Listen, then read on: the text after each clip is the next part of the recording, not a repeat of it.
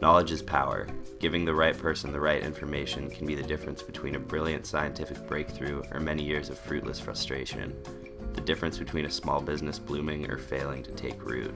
But in this modern era of computers, printing, and the internet, 2.5 exabytes of information produced daily, it's like finding a needle in a haystack. The million-dollar question is, how do you sort through the junk and find the crucial information you need? Well, what if you could divide the haystack into parts? What if you could sort the hay by shades of color, or by length, or sharpness? Well, then finding the needle becomes much easier.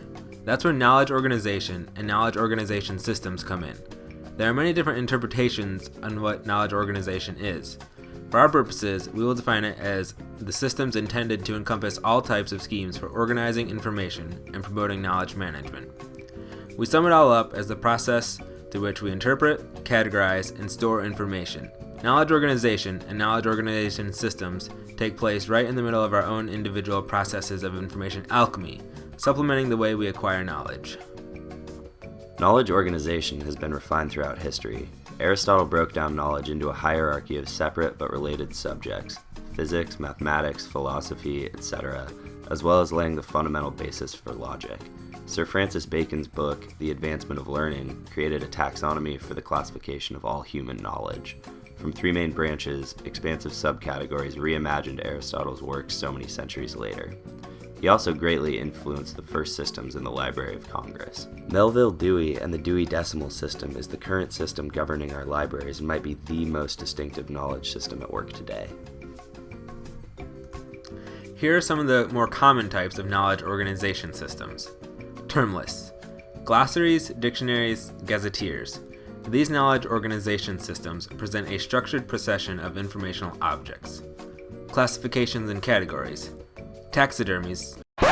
Wait, that doesn't sound right. Taxonomies. They provide a tiered subdivision of informational objects. Lastly, relationship lists. These are things such as thesauri, semantic networks, and ontologies. They present complex interconnected relationships and show how these ideas can connect. Today, one of the biggest repositories of information is the free, openly editable encyclopedia known as Wikipedia.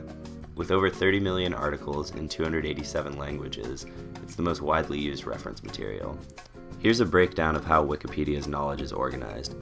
The content section utilizes lists of related items, a complete alphabetical index, chronological timelines, categories, and a glossary.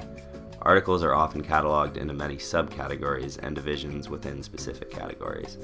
At each level of division, a user can see a broad base of similarly related subject matter as well as the more specific progression. Apart from linear divisions, Wikipedia effectively uses hyperlinks to allow users to jump to other pages referenced within an article. This way, one article instantaneously links to many other articles. The user can get instant clarification. Despite its streamlined design for its size, there are still a few problems. Some articles fall under multiple categories, some categories are ambiguous, too specific, or clash with other categories, and some links in the hierarchy create loops. Not all knowledge organization systems have to do with traditional written information.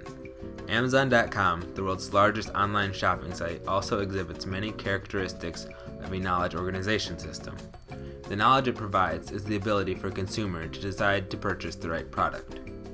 Amazon organizes itself by departments, and those departments are further divided into subcategories, which give the user options for filing metadata such as price range, size, brand, model, etc. Amazon's biggest edge is its management of user data, allowing it to connect related items and suggest appropriate new products for users.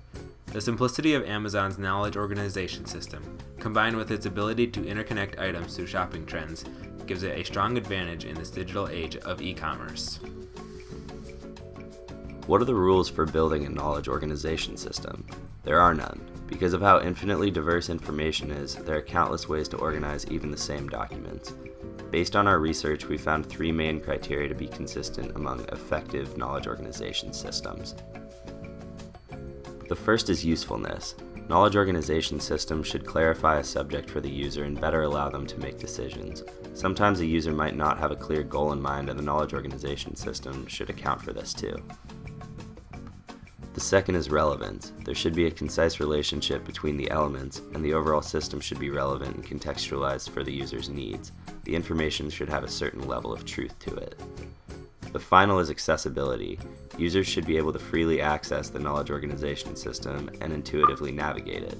It should be relatively quick and should make the information easier to sift through and process. There is no superior method because, as a wise man once told us, it depends. In this case, on the individual. In an attempt to see how people are naturally inclined to organize, we created an experiment in which we gave subjects a set of 15 note cards and the instructions to organize these in a meaningful way to you. We also asked for the subject to locate a specific card, both before and after they had organized them.